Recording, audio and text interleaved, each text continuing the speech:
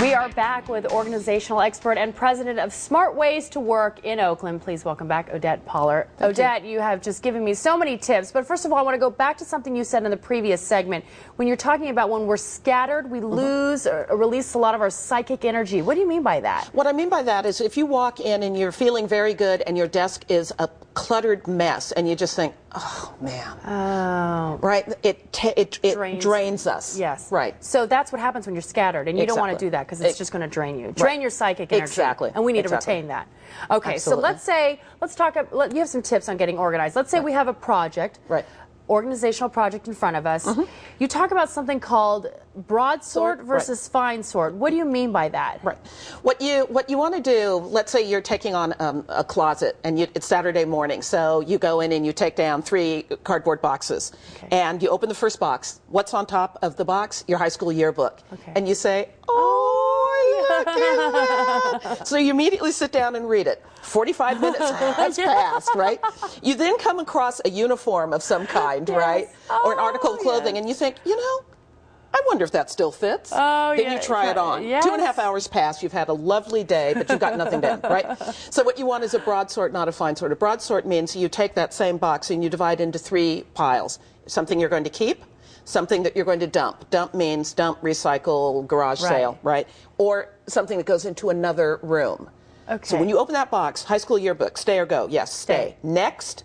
And you keep moving, because what you want to do is stay engaged in sorting behavior, not running around behavior. All right? So at the end of the day, and you're almost done sorting, then you take all of the items in the to distribute pile and distribute them. Okay, so you want to stay engaged in the sorting, because if you start distributing things, you find a magazine, you go into the living room, and start organizing the magazines in the living room, you end up trashing your house. That's true. Then you've got little things all over the place going on. So would you say do those 3 stacks? You limit it to 3 stacks? Absolutely. Absolutely. Okay, don't and then you can go through, then you can go through and do a fine sort. A fine sort is when you take the keep stack and say, all right, where do I want this individual item?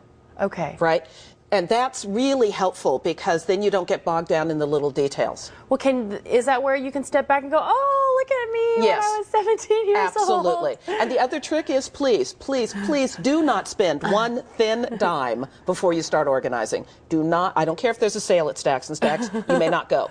Because until you've sorted, you don't know what you're going to keep. So you don't know what you need to contain.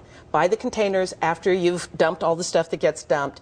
You know, distributed the items that go into another room, then look at the keep items, and then go spend money. So once when you've separated 3 boxes, though, which one do you tackle first? The fine sort box?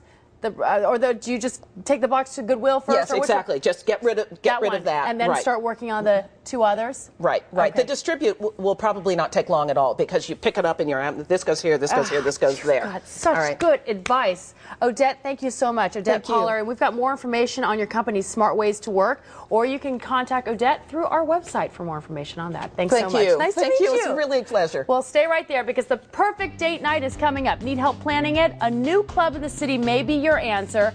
Actually, you have to tune in tomorrow to find out more about it. But first, Nick has something very important for the entire family. Nick? Absolutely, Janelle. I don't want to scare people, but I'm going to tell you the 10 things you absolutely must have today to keep your family safe. Chris McCloy and I will go through it. He's from QR Center, and he knows all about it.